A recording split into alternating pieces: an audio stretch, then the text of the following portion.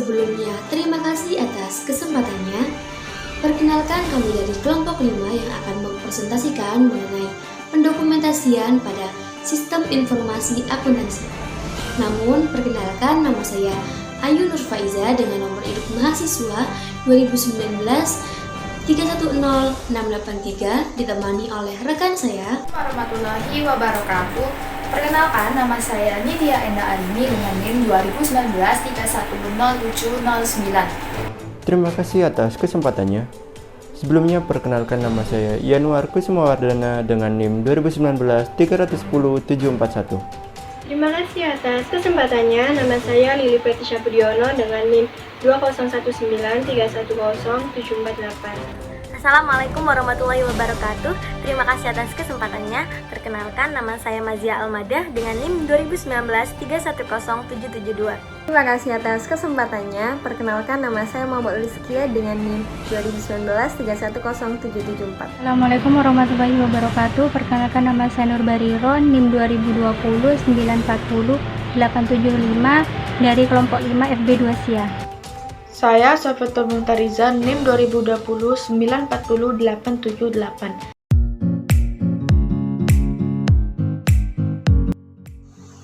pendokumentasian pada sistem informasi akuntansi. Namun di sini saya akan menjelaskan mengenai konsep pendokumentasian pada sistem informasi terlebih dahulu. Di sini saya dapat menyimpulkan 3 poin. Yang pertama, dokumentasi SIA ini menjelaskan dan menguraikan bagaimana cara SIA ini bekerja. Kapan data entry ini diperlukan, di mana data ini akan disimpan, siapa yang dapat mengakses data ini, kemudian kepada siapa data ini akan diberikan dan dalam bentuk apa informasi ini akan disajikan dan disimpan. Kemudian yang kedua, dokumentasi pada SIA ini dilengkapi dengan deskripsi naratif, di mana ini menjelaskan setiap langkah prosedur ada pada gambaran dokumentasi dan menunjukkan bagaimana alur pengendalian internal perusahaan. Yang ketiga, SIA ini merupakan hasil desain, kemudian memiliki siklus hidup, dinamis, mengandung pengendalian internal, kemudian melibatkan teknologi informasi dan dipengaruhi oleh perilaku manusia, sehingga pendokumentasian SIA ini menyajikan gambaran tentang kebijakan suatu perusahaan. Selanjutnya yaitu pemanfaatan pendokumentasian pada SIA. Yang pertama yaitu bermanfaat bagi internal perusahaan maupun auditor. Di sisi internal perusahaan di sini akan menjamin ketaatan pelaksanaan prosedur dan memudahkan proses evaluasi sistem. Nah, yang di sisi auditor di sini akan menggambarkan audit trail, di mana ini akan memudahkan atau membantu auditor untuk memahami SIA kliennya. Yang kedua, bermanfaat untuk memudahkan standarisasi prosedur. Nah, salah satu cara untuk memperoleh ISO atau International Organization for Standardization ini adalah adanya dokumentasi untuk proses bisnis. Nah, dokumentasi tersebut itu digunakan untuk memudahkan pemantauan bahwa proses bisnis tersebut itu telah dijalankan sesuai dengan yang dirancang oleh manajemen. Selanjutnya yaitu mengenai formulir dan tabel. Di sini saya akan menjelaskan mengenai pengertiannya. Yang pertama yaitu pengertian dari formulir. Formulir itu sendiri merupakan salah satu unsur SIA yang dapat meng-capture kejadian, transaksi maupun keadaan yang memang dibutuhkan informasi tersebut. Nah, kadang formulir ini juga disebut dengan dokumen, sehingga saya dapat mengartikan bahwa formulir ini merupakan dokumen yang dapat merekam terjadinya transaksi, baik itu transaksinya melalui kertas maupun paperless atau e-form yang dapat digunakan hanya menggunakan HP atau menggunakan komputer. Nah, kemudian pengertian dari tabel itu sendiri merupakan kumpulan baris atau kolom yang dapat dijadikan untuk pengumpulan data yang dapat diperoleh dari formulir tersebut. Selanjutnya yaitu alat pendokumentasian sistem. Terdapat 2 alat pendokumentasian sistem. Yang pertama di DFD, Data Flow Diagram, di mana ini merupakan pendokumentasian yang secara grafis dapat menjelaskan sumber data, arus data, proses transformasi, tempat penyimpanan maupun tujuan data. Dan yang kedua ini bagian alir atau flowchart, di mana ini merupakan pendokumentasian sistem yang secara grafis dapat menjelaskan mengenai sistem secara keseluruhan. Nah, di sini terdapat 3 jenis flowchart. Yang pertama dokumen flowchart, yang kedua sistem flowchart, yang ketiga program flowchart. Nah, yang pertama ini merupakan dokumen flowchart, yaitu menggambarkan arus dokumen dan informasi antar departemen atau area pertanggungjawaban. Nah, yang kedua, ini merupakan sistem VCAD yang menunjukkan hubungan antar input, pemrosesan, dan output sistem informasi. Nah, yang ketiga, program VCAD ini menunjukkan urutan operasi logis komputer yang menjalankan program. Selanjutnya yaitu DFD atau Data Flow Diagram. Nah, di sini itu DFD akan menggambarkan arus data dalam organisasi. Nah, kemudian tujuan utama dari DFD ini merupakan menggambarkan asal data atau informasi, arus, transformasi, penyimpanan, dan tujuan ketibaan data. Nah, di sini selanjutnya saya akan menjelaskan mengenai simbol-simbol. Untuk simbol yang pertama itu adalah kotak. Biasanya dinamai dengan sumber data dan destination, di mana ini menjelaskan mengenai entitas, biasanya berisi kelompok orang, divisi, maupun institusi yang memberikan ataupun menerima data. Nah, yang kedua ada anak panah, disebut dengan arus data. Nah, biasanya ini menggambarkan arah arus data yang masuk atau keluar dari proses. Nah, yang ketiga ada lingkaran, di mana ini disebut dengan proses transformasi, di mana ini menggambarkan proses yang mengubah data dari input menjadi output. Nah, yang keempat ini yaitu adalah garis 2 atau disebut dengan penyimpanan data. Nah, ini biasanya berisikan dengan nama buku besar atau buku besar pembantu, nama tabel, atau nama file. Nah, selanjutnya akan dijelaskan oleh rekan saya. Nah, di sini saya akan jelaskan tentang aturan dasar menggambar DFD atau Data Flow Diagram. Yang pertama, yaitu input harus berbeda dengan outputnya. Setiap input harus ada outputnya, tidak ada proses yang tidak memiliki input dan atau menghasilkan sebuah output. Yang kedua adalah proses diberi nama dengan kata kerja atau verbs. Yang ketiga yaitu dari entitas juga tidak langsung ke penyimpanan data, melainkan harus melalui sebuah proses. Dan yang keempat adalah data tidak bisa dialirkan tanpa melalui proses. Dari penyimpanan data tidak bisa langsung ke sebuah entitas tersebut, melainkan juga harus melalui sebuah proses. Yang kelima yaitu setiap perpindahan dari penyimpanan data atau data storage ke penyimpanan data lainnya juga tidak bisa secara langsung, melainkan harus melalui sebuah proses. Yang keenam yaitu data tidak mengalir langsung dari sumber data atau source ke tujuan atau sink, melainkan harus melalui proses juga. Dan yang terakhir adalah jika ada data yang dialirkan langsung dari sumber atau source ke tujuan atau sink dan tidak melalui sebuah proses, berarti hal itu terjadi di luar lingkup sistem dan tidak disajikan di dalam data flow diagram. Nah, selanjutnya yaitu langkah-langkah untuk menyusun DFD. Yang pertama adalah tentukan lingkup dan pahami sistemnya. Lingkup sistem dapat ditentukan berdasarkan sistem apa yang nantinya akan digambar dalam DFD-nya. Nah, yang kedua yaitu tentukan apa yang masuk dan tidak masuk dalam sistem. Masukkan semua elemen yang relevan di dalam rancangan DFD tersebut. Nah, yang ketiga yaitu mengembangkan diagram konteks. Gambarlah pusat diagram yang berbentuk lingkaran. Tulis nama sistem di dalamnya. Gambarlah entitas yang berbentuk kotak yang menggambarkan dengan siapa sistem tersebut sering berinteraksi, kemudian hubungan keduanya dengan simbol arus data. Dan sebutkan data apa yang tersampaikan tersebut. Nah, yang keempat adalah mengidentifikasi arus data tersebut. Kemudian yang kelima adalah mengelompokkan arus data. Elemen data yang mengalir bersama dikelompokkan jadi satu. Jika ada elemen data yang tidak mengalir bersama, lebih baik dipisahkan dan dibuat arus data yang berbeda. Kemudian yang keenam adalah mengidentifikasi proses transformasi. Proses transformasi disimbolkan dengan bubbles atau lingkaran.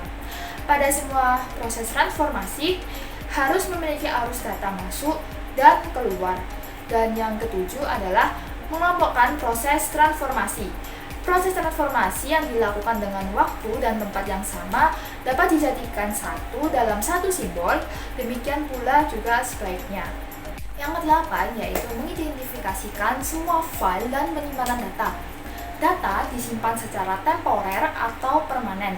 Data yang masuk dan keluar dari penyimpanan data harus dapat teridentifikasi. Yang kesembilan yaitu identifikasikan semua sumber data dan tujuan data.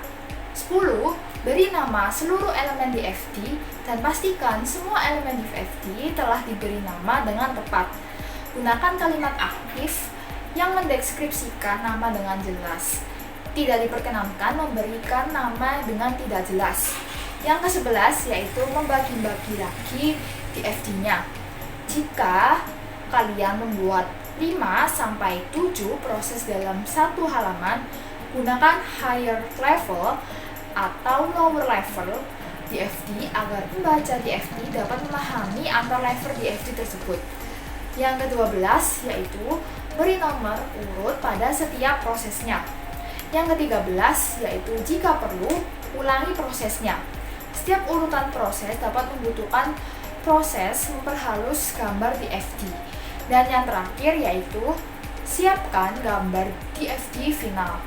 Sebutkan nama pembuat DFD, tanggal pembuatan, nomor halaman pada setiap halaman DFD-nya. Nah, sekian dari saya, kemudian akan dijelaskan oleh rekan saya. Terima kasih.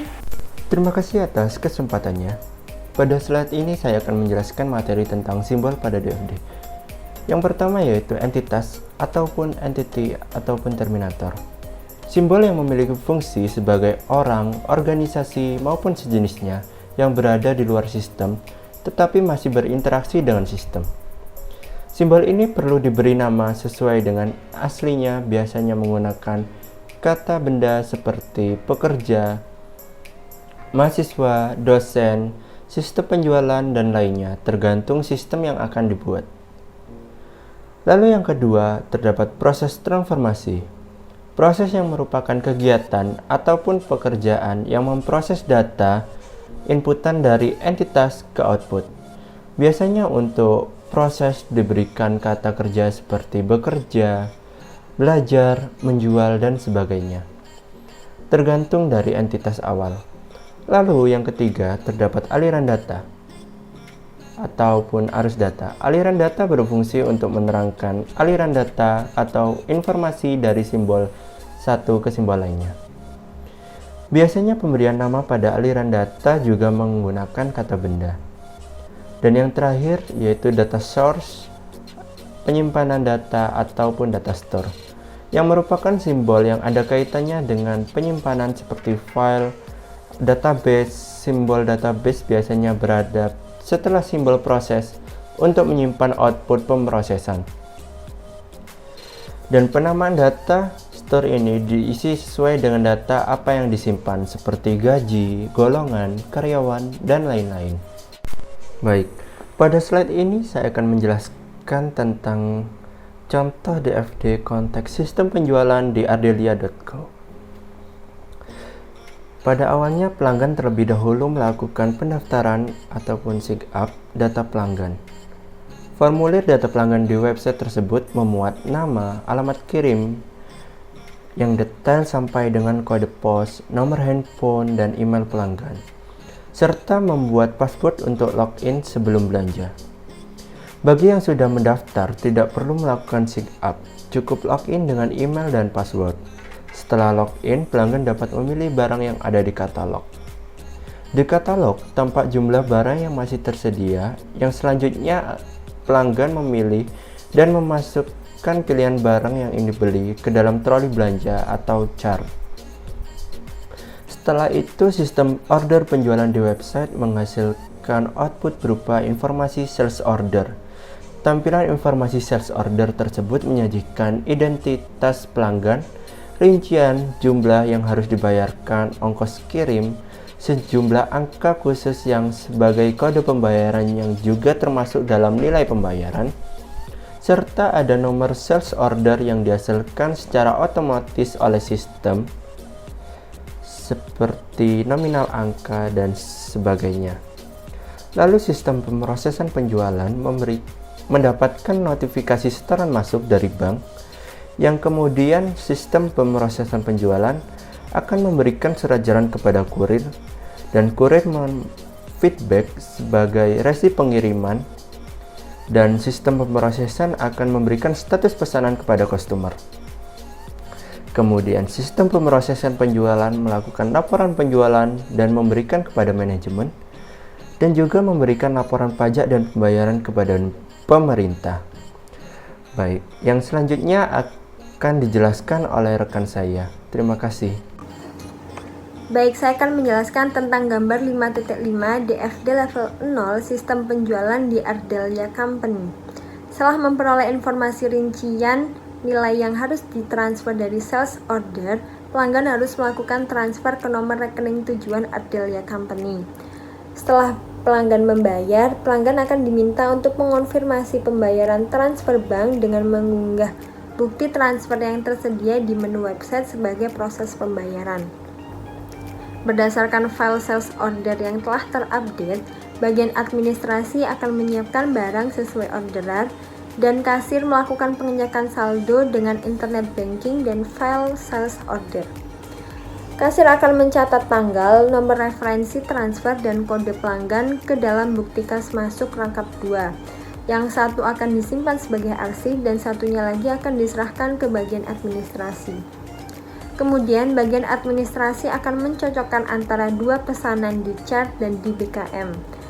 Kemudian mengonfirmasi bagian gudang atas kesiapan barang yang dipesan dan memperbarui file buku kas yang mencatat kas masuk berdasarkan BKM dan kas keluar berdasarkan BKK.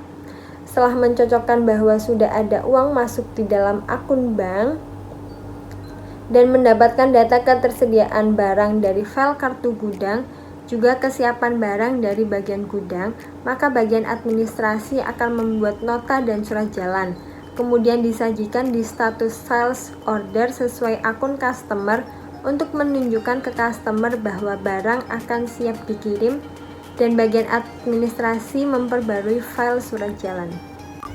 Kemudian gambar 5.6 DFD level 1 proses pengiriman di sistem penjualan Ardelia Company. Berdasarkan surat jalan tersebut, bagian gudang akan menyiapkan barang pesanan untuk dikirimkan. Ketika mengeluarkan barang dari rak penyimpanan, bagian gudang harus memperbarui file kartu gudang yang terhubung dengan bagian administrasi. Oleh bagian gudang, surat jalan ditempelkan pada barang dan bagian gudang akan menghubungi jasa ekspedisi luar untuk mengirimkan barang tersebut. Dan bagian administrasi akan menerima resi pengiriman dan mencocokkan alamat kirim dengan sales order serta mengunggah resi pengiriman tersebut di website menu tracking pengiriman. Pembayaran ke jasa ekspedisi ini dilakukan secara berkala setiap hari Sabtu, dan pembahasan tentang pembayaran biaya ekspedisi tersebut dibahas pada lingkup sistem pengeluaran kas. Dan sebagai manajemen Ardelia, yaitu Foni, akan menerima laporan penjualan dari bagian administrasi. Selanjutnya saya akan menjelaskan tentang bagian alir atau flowchart, atau ada literatur yang biasa menyebutnya dengan bagian alir dokumen, yaitu gambaran sistem atau prosedur yang menitik beratkan pada aliran dokumen. Siapa yang menangani dokumen tersebut, bagaimana penanganannya, dan disimpan dalam bentuk apa. Sejalan dengan perkembangan teknologi, dokumen yang digunakan di perusahaan bisa berupa kertas maupun elektronik. Terima kasih, selanjutnya akan dijelaskan oleh rekan saya. Yang pertama yaitu ada terminal, diisi dengan awalan kata start atau mulai untuk memindai tempat alirannya, dan diakhiri dengan kata end atau selesai untuk menunjukkan berakhirnya aliran. Yang kedua yaitu ada simbol arus arah aliran, menjelaskan tentang arah aliran dokumen input atau output. Yang ketiga yaitu ada simbol arus on page connector dan off page connector. Pada simbol arus on page connector yaitu bertujuan untuk menunjukkan urutan sambungan pada bagan alir yang berbeda pada halaman yang sama. Sedangkan off page connector yaitu bertujuan untuk menunjukkan urutan sambungan pada bagan alir yang berbeda pada halaman yang berbeda. Selanjutnya yaitu ada simbol input atau output dokumen, yaitu diisi dengan nama dokumen atau judul formulir. Selanjutnya yaitu ada simbol input atau output dokumen rangkap, yaitu bertujuan untuk menggambarkan bahwa dokumen sejenisnya bisa dibuat salinannya, dan setiap salinan memiliki tujuan dan diberi nomor rangkapnya. Selanjutnya ada simbol output elektronik atau display, yaitu untuk informasi yang ditampilkan oleh output seperti pada layar komputer. Selanjutnya ada simbol input, yaitu entry data elektronik, yaitu berisi nama alat entry data elektronik, contohnya seperti scanner. Selanjutnya yaitu simbol pemrosesan, yaitu proses manual, yaitu diisi dengan kata kerja yang menggunakan pemrosesan manual. Selanjutnya ada simbol penyimpanan, yaitu database, data yang disimpan secara elektronik pada database. Selanjutnya yaitu simbol penyimpanan, file dokumen kertas, ditulis N apabila kertas disimpan pada file berdasarkan nomor, dan A berdasarkan abjad, dan D atau T berdasarkan tanggal. Selanjutnya simbol penyimpanan jurnal atau buku besar. Jurnal atau buku besar pada dasarnya berbasis kertas, jadi di bagian dalam simbol ditulis nama jurnalnya. Selanjutnya yaitu ada simbol arus keputusan. Arus keputusan yang memiliki alternatif jawaban seperti ya atau tidak. Selanjutnya akan dijelaskan oleh rekan saya.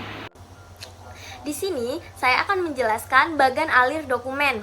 Nah, aturan dasar untuk menggambar bagan alir dokumen adalah sebagai berikut. Yang pertama, identifikasikan titik mulai atau titik start dan titik berakhir atau titik end. Jadi sebelum kalian menggambar bagan alir dokumen, kalian harus mengidentifikasi titik-titik tersebut. Lalu yang kedua, setiap input selalu melalui proses dan menghasilkan output. Jadi tidak ada input formulir atau dokumen yang langsung menghasilkan dokumen lagi tanpa melalui proses.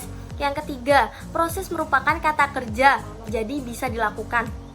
Nah, yang keempat, gunakan simbol dengan tepat dan menggambarkan aliran yang tak terputus-putus mulai dari tanda start sampai tanda end. Lalu untuk selanjutnya yaitu langkah-langkah untuk menyusun bagan alir dokumen adalah sebagai berikut.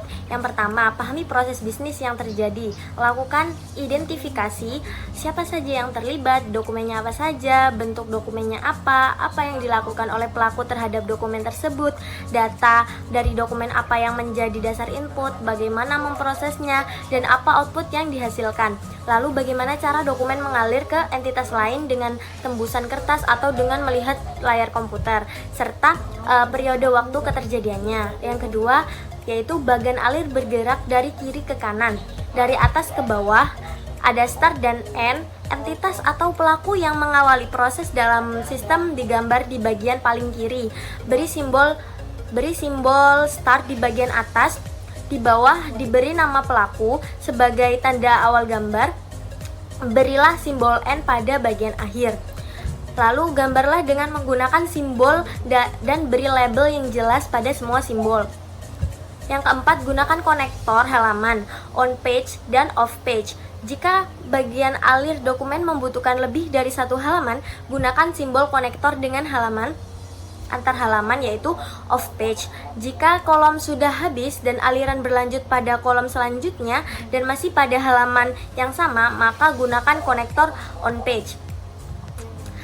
Yang kelima yaitu gambar draft atau sketsa terlebih dahulu.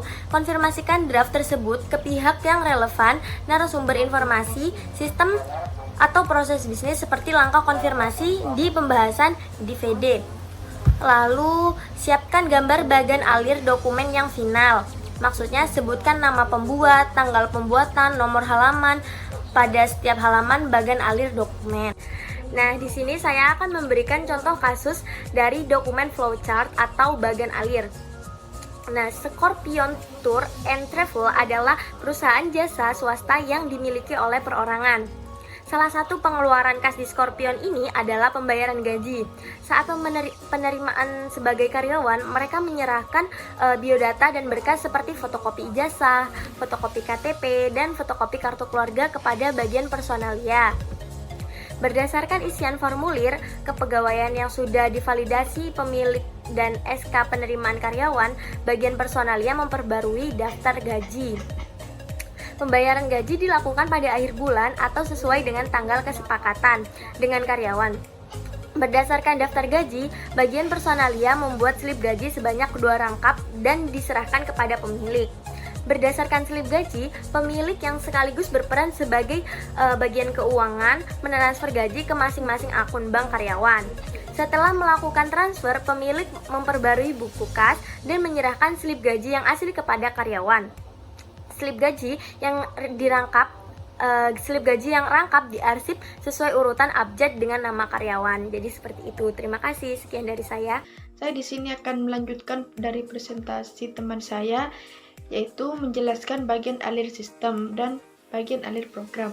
Bagian alir sistem menggambarkan hubungan antar input pemrosesan, penyimpanan, dan output sistem. Bagian alir ini berfungsi untuk mendokumentasikan sistem yang terkomputerisasi.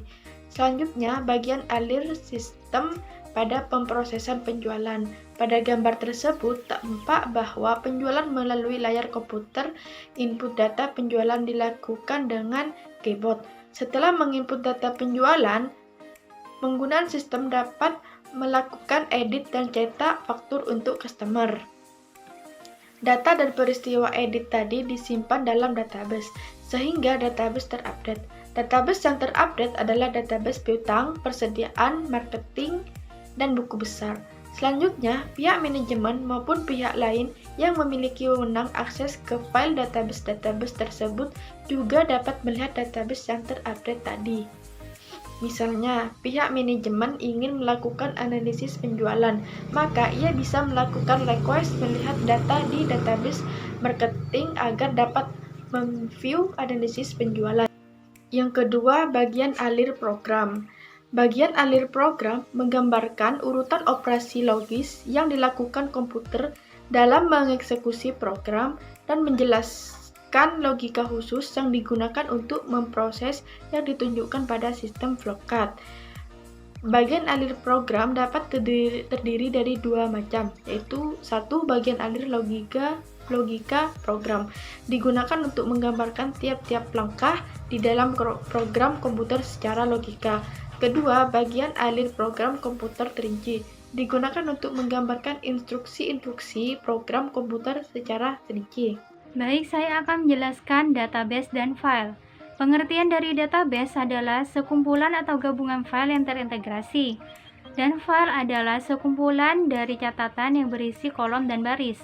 Pada pendekatan database, data adalah sumber daya organisasi, dipakai dan dikelola untuk melayani kebutuhan informasi seluruh anggota organisasi. Perusahaan yang berorientasi pada pendekatan database perlu menerapkan sistem manajemen database atau DBMS. DBMS pengertiannya adalah suatu program yang mengelola dan mengendalikan data serta menghubungkan atau mengintegrasikan data dari program-program aplikasi yang menggunakan data di dalam database. DBMS dan program aplikasi yang mengakses database melalui DBMS disebut dengan sistem database. Orang yang bertanggung jawab untuk mengordinasikan, mengendalikan, dan mengelola database disebut sebagai database administrator. Database yang sangat besar berisi data detail, kemudian diringkas selama beberapa tahun, kemudian digunakan untuk keperluan analisis, bukan untuk transaksi, disebut dengan data warehouse atau gudang data. Gudang data bisa berisi ratusan atau ribuan terabyte data.